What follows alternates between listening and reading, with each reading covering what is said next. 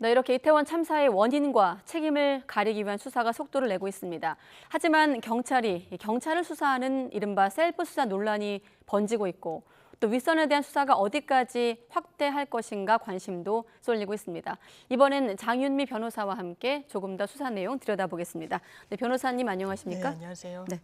자, 본격적인 질문 드리기 전에 좀 가장 근본적인 질문 하나 드릴게요. 자, 경찰청 특수본의 어떤 독립성에 대해서 한번 질문을 드리면 어떻게 설명할 수 있을까요? 사실 셀프 수사라는 게 가장 문제가 되고 있지 않겠습니까? 네. 그렇다면 독립성이 법적으로 딱 근거가 돼 있어야 됩니다. 그럼 그런 규정이 없느냐? 그렇지 않습니다. 경찰청에 수사본부 설치 및 운영 규칙이라는 네. 내부 규정이 있습니다. 그 규정에 따르면 네. 특히 특별수사본부 같은 경우에는 직무와 관련해서, 그러니까 특별수사본부에서 이 행하고 있는 수사가 대표적인 게 되겠죠. 경찰청장 등 상급자에게 지휘 감독을 받지 않도록 돼 있습니다. 네. 당연하게도 수사의 독립성을 보장하기 위해서 그렇고요. 또 수사 결과만을 경찰청장에게 보고해야 된다고 돼 있습니다. 이 말인즉슨 수사 상황에 있어서는 내부의 상급자라고 하더라도 그것이 설사 경찰청장이라고 하더라도 함부로 관여하지 말라는 취지로 규정이 이미 세워져 있는 부분이 있고 더구나 이번 이태원 참사 같은 경우에는 윤희근 경찰청장도 사실상 수사선상에 오른 거 아니냐라는 전망이 나오고 있는 상황에서 지휘를 한다거나 보고를 받는다거나 이건 대단히 이해 충돌이 또 되는 그런 부분도 있습니다. 네, 방금 말씀하신 그 중요한 대목은 잠시 뒤에 여쭤보기로 하고 지금 이번 수사 관련해서 크게 세 가지입니다. 하나는 늑장 대응 관련한 부분, 그다음에 관련 정보보고 문건을 삭제한 의혹, 그리고 말씀하신 수사의 독립성 부분인데 자, 먼저 본질적인 좀 늑장 대응 관련 부분을 여쭤보겠습니다. 지금 자막에서처럼 대대적인 압수수색을 벌였는데 일단 1차 압수물에 대한 분석과 참고인 조사가 상당 부분 진행된 상황이거든요. 자, 오늘의 압수수색은 어떤 의미가 있는 겁니까? 일단 지난 2일에 압수수색이 한 차례 단행이 됐었습니다. 8곳에 대해서 압수수색이 이루어졌었는데 그 당시에도 서울경찰청, 용산서 당연히 포함이 됐었고요. 뭐 용산소방서, 서울교통공사 등도 포함이 됐었는데 그 당시에 왜 부실 압수수색이다라는 이야기가 나왔었냐면 용산경찰 그 서장실은 압수수색 대상에서 빠졌었고요. 경찰청장실 역시 마찬가지였습니다. 집무실을 말씀하시는 그렇습니다. 거죠? 그렇다면 이 직무실과 관련해서 적시에 압수수색을 하는 게 맞지 않았겠느냐라는 아쉬움이 좀 남는 부분이 있고요. 그 이후에 그러니까 6일이 지나서 추가로 압수수색이 총 합하면 55곳, 적지 않은 곳에서 단행이 됐습니다. 하지만 조금 시간이 지체된 점이 아쉬운 점으로 좀 거론이 될 수밖에 없을 것 같습니다. 왜냐하면 2일에 서울경찰청, 용산경찰서, 용산구청 8곳 하고 나서 엿새 만이기 때문에 변호사님이 좀 늦은 감이 있다고 말씀하신 거고 자, 그럼 주요 물품들 압수수색 대상을 한번 좀 정리를 해봤는데 어떤 점을 좀 파고들어야 하는 겁니까? 일단 그 영장에 적시된 혐의를 봐야 될 겁니다. 가장 대표적인 게 업무상 과실치사상이고요. 또 하나는 직무유기입니다. 그러면 업무상 과실치사상이라는 범죄 혐의가 유죄로 입증이 되기 위해서는 그렇다면 법령상, 내부 규정상 이른바 매뉴얼 내지는 출동을 어떻게 해야 될지, 안전관리를 어떻게 해야 될지 이런 부분이 규정이 어떻게 돼 있는지 그리고 이 보고 체계 그리고 직제는 어떻게 돼 있는지와 관련해서 일단 1차적으로 파악을 해야 됩니다. 그렇기 때문에 보고, 체계, 직제 이런 부분과 관련해서 밑작업을 그리는 와중이다라고 보시면 될 것 같고요. 그렇기 때문에 가장 이 현장에서 일을 해야 되는 이 당사자들 6명이 피해자로 일단 입건이 된 상황이기도 하고요. 이 혐의를 밝히기 위한 과정 중에 있는 것이 바로 압수수색이기 때문에 그렇다면 직무유기나 업무상 과실치사상에 부합하는 그걸 뒷받침할 수 있는 증거 확보에 주력할 것으로 보입니다. 지금 방금 화면에는 이제 피의자들의 혐의가 있었고 그 혐의를 중심으로 이번 압수수색 대상 물품을 통해서 어떤 확인할 부분들이 있을 것이다. 그렇다면 이번 2차 압수수색을 좀 분석하고 나서 추가로 입건되는 또 인물들이 나올까요? 충분히 그럴 수 있습니다. 왜냐하면 일단 1차적으로 뭐 직제에 대해서 파악을 한다라고 하면 지금은 수면 위로 드러난 6명이 한정돼서 입건이 이루어졌지만 그 보고 체계에 있어서 뭔가 이 경비 인력이 더 필요하다라고 이야기를 했는데도 그것이 어느 선에서 그렇다면 묵살이 됐는지 왜 그 보고대로 이루어지지 않았는지 이런 부분과 관련해서 구체적인 어떤 정황이 드러날 수밖에 없을 겁니다. 증거물 등을 통해서. 왜냐하면 압수물 중에 가장 중요한 게 또 이 할로윈 데이와 관련해서 미리 점검을 했던 보고서 등도 압수물에 포함이 당연히 됐을 것이거든요. 그렇기 때문에 추가 입건 가능성도 매우 열려 있다고 하겠습니다.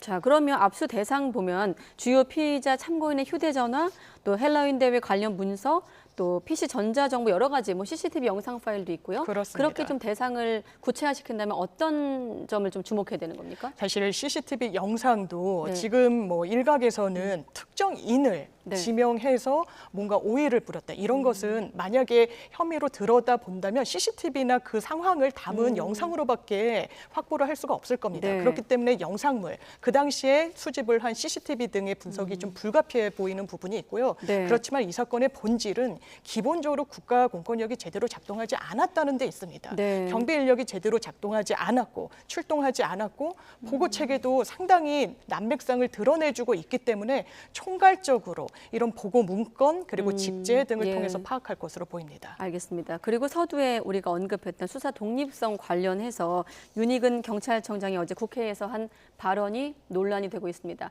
윤 청장 얘기 잠깐 들어보시죠.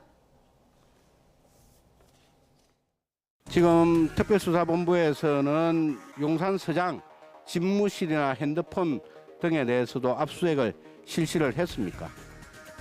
현재까지는 하지 않았고요. 아마 추가적으로 할 수 있다는 보고를 받았습니다. 그런데 수사와 관련된 부분은 사실 제가 구체적으로 보고를 받고 있지 않지만 합리적인 판단을 할 것으로 알고 있습니다.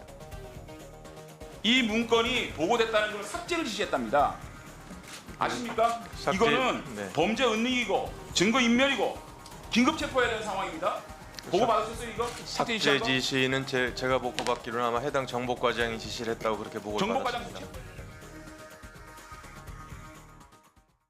네, 바로 이 보고란 단어가 논란이 되는 네. 거겠죠. 다시 한번 참고로 말씀드리면 윤익은 경찰청장 사고 발생 2시간 만에 사고를 인지한 이를테면 잠재적인 수사 대상이고 그렇습니다. 수사의 독립성과 관련된 발언으로 논란이 일고 있는데 어떻게 좀 보십니까? 상당히 부적절합니다. 일단 아까 말씀드린 규정에 네. 따르더라도 보고를 받는 대상자가 될 수가 없습니다. 특별수사본부가 왜 꾸려진 겁니까? 네. 수사의 독립성, 더더군다나 경찰이 경찰 내부의 직무 유기 등의 혐의를 들여다보고 있는 와중에 공정성, 객관성을 어떻게 담보받을 수 있겠습니까? 네. 그런데 그것을 국회에 나와서 지금 발언을 하고 답변을 한 과정을 보면 실제로 보고를 받지 않았다라는 이야기는 하지만 압수수색 과정이랄지 네. 그리고 정보 문건을 삭제하는 그 경위랄지를 매우 상세하게 보고를 하고 있습니다. 본인 스스로가. 그렇다면 보고를 일단 받고 있었구나라고 좀 추정할 수 있는 부분은 본인의 답변을 통해서 국회에서의 어떤 내용을 통해서 확인이 어느 정도 되지 않았나라고 짚히는 부분이 있습니다. 네, 지휘, 감독 받지 않고 수사 결과만 보고해야 된다라는 그렇습니다. 규정을 설명하셨습니다. 그러면 의문이 생깁니다. 그러면 이렇게 셀프 수사에 대한 좀 우려가 높은 상황이라면 물론 경찰은 제사를 네. 깎는 심정으로 수사하겠다고 밝혔습니다만 여러 우려가 나오는 상황에서 검찰도 있고 뭐 공수처도 있고 다른 좀 법적 수사 기관들이 있는데 그런 법적 근거가 좀 있지 않을까 싶은 네. 의문이 들거든요. 그렇습니다. 사실 이른바 검경수사권 조정으로 인해서 검찰이 대형 참사와 관련해서는 직접 수사 개시권을 갖지 못하는 게 뭔가 수사에 좀 장애가 되는 거 아니냐라고 하는데 네. 이 사건은 좀 정확히 봐야 될 필요가 있습니다. 예. 검찰청법 4조를 보면 검찰이 개시할 수 있는 직접 수사 권한으로 규정된 게 부패, 경제 등인 것은 맞습니다.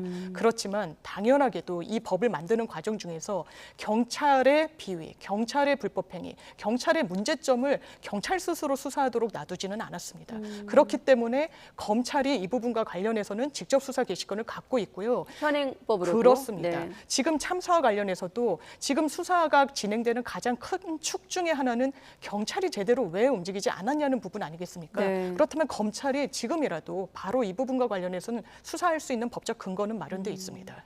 네, 알겠습니다. 자, 이번 참사가 발생한 용산구의 경찰서, 구청, 소방사 기관장 등 입건이 됐습니다. 자, 입건됐다는 또 어떤 사전적인 의미를 네. 한번 먼저 짚어볼까요? 입건됐다는 건 수사선상에 올렸다라고 보시면 됩니다. 네. 단순한 참고인의 지위가 아니라 수사를 받는, 범죄 혐의를 받는 피의자 지위로 전환이 됐다라는 예. 의미인데요. 지금까지는 계속해서 포커스가 맞춰진 것은 경찰 인력과 관련해서였습니다. 그렇지만 재난안전관리기본법 등에 따르면 당연하게도 국가 지자체가 국민의 생명, 건강, 그리고 신체적인 안전을 담보해야 된 주체로 명시가 돼 있습니다. 그 의무를 해태한 부분과 관련해서 당연하지만 용산구청 면죄부를 받을 수가 없는 겁니다. 그래서 추가로 시간이 지날수록 이런 지자체에 대한 수사도 뻗어나갈 수밖에 없는 그런 국면이라고 판단됩니다. 자, 이번 참사 관련해서 6명이 입건됐고 피의자로 수사를 받는데 좀 혐의를 한번 좀 구체적으로 짚어주시죠. 네, 일단 크게 나뉘는 축은 직무유기와 업무상 과실치사상입니다. 네. 일단 법정형 자체를 보자면요. 직무유기는 1년 이하의 징역이고 업무상 과실치사상은 5년 이하의 징역입니다. 그러니까 네. 업무상 과실치사상이 훨씬 높이 처벌받는 거 아니야라고 생각하실 수 있지만 네. 직무유기죄는 무슨 문제가 있냐면 벌금형이 없습니다. 그러니까 최소한으로 선처를 받더라도 네. 집행유예형을 받는 겁니다. 그렇다면 공무원으로서는 파면 등의 어떤 후속 조치까지 취해지는 그런 조치라고 보시면 되고요. 예. 다만 직무유기와 관련해서는 판례가 이렇게 벌금형도 갖고 있지 않을 정도로 강하게 처벌을 하고 있으니 굉장히 엄격하게 보고 있습니다. 단순히 업무를 게을리했다거나 임무를 해태한 정도만으로는 직무유기죄가 또 성립하지 않는다는 게 일관적인 설시이기도 해서 아무래도 업무상 과실치사상죄 쪽으로 좀 더 법리적인 부분을 의율하지 않을까 싶습니다. 네, 방금 좀 포함되어 있긴 했는데 직무유기 같은 경우는 입증하기가 꽤 까다롭다고 그렇습니다. 들었습니다. 만약에 이제 법정에서 공방이 벌어진다면 예상해 본다면 어떤 점이 좀 쟁점이 되고 네. 어떤 게 좀 증거가 되는 겁니까? 그렇습니다. 직무유기와 관련해서는 공무원이 정당한 이유 없이 직무 수행을 거부하거나 유기했어야 됩니다. 네. 그러니까 정당한 이유가 없이 임무를 하지 않은 것이냐,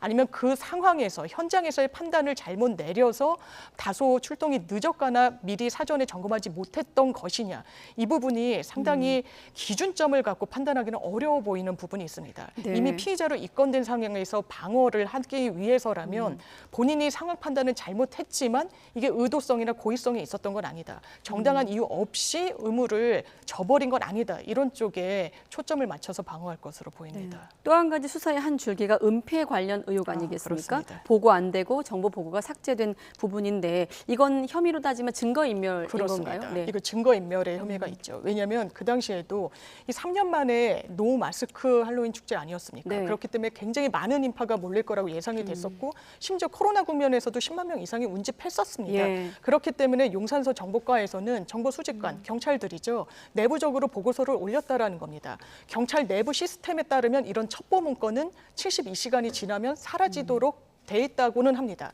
그렇지만 해당 문서를 작성한 사람에게는 남아 있을 거잖아요. 네. 본인이 사용하는 업무용 PC.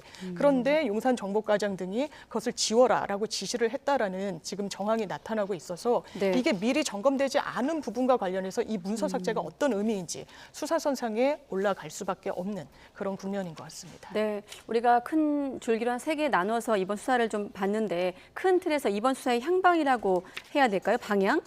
전체적인 좀 전망을 어떻게 하고 계십니까? 이를테면 뭐 행안부라든지 네. 그 윗선 네. 서울시까지 좀 수사 대상에 포함될까요? 지금은 수사 초기이기 때문에 네. 일단 현장에 있던 소방인력, 경찰 다 감찰하고 수사하고 있지만 저는 거기서 머물면 안 된다고 생각하고 네. 당연히 국민들도 용산 소방서장이 왜 입건됐지? 좀 물음표를 던지고 있는 부분이 있습니다. 네. 당연히 무한 책임을 지는 것은 더 그 윗선인 주무부처 장관 그리고 네. 컨트롤 타워 역할을 해야 되는 대통령실도 이 부분과 관련해서는 국민들에게 납득할 수 있는 해명, 설명 제시해야 된다라고 생각합니다. 네, 알겠습니다. 오늘 그리고 나오셨는데 자 본질적인 어떤 수사와 관련한 질문은 드렸고 지금 SNS를 중심으로 관련해서 좀 가짜 뉴스도 좀 네. 퍼지고 있는 상황이고 또 한 가지 YTN 아까 보도에 의하면 일부 유튜버들이 좀 이런 어떤 참사를 가지고 수익을 냈다 이런 논란도 있거든요. 좀 함께 질문드리면 네. 어떻게 보십니까? 돈벌이 수단으로 활용을 하는 부분이 분명히 있는 거죠. 네. 사실 있을 수 없는 일이고 법률적으로 문제가 될 수도 있습니다.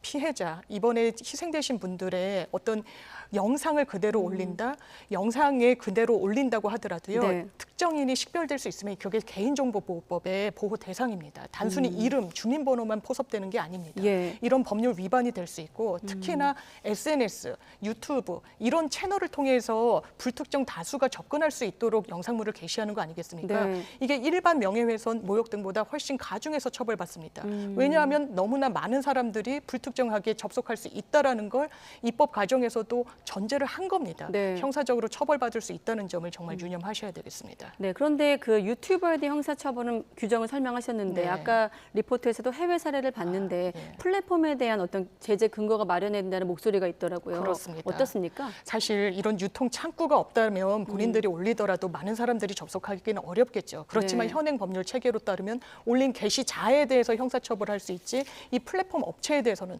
또 서버 등이 다 외국에 있고 우리나라의 수사력이 미치지 못하고 공권력의 범위 밖에 있다 보니까 뭔가 법률적인 한계가 있는 것도 분명히 있는 것 같습니다. 네, 알겠습니다. 자, 이태원 참사의 수사가 속도를 내고 있는 상황에서 변호사님과 함께 법리적인 쟁점까지 좀 따져봤습니다. 네, 오늘 말씀 고맙습니다. 네, 감사합니다.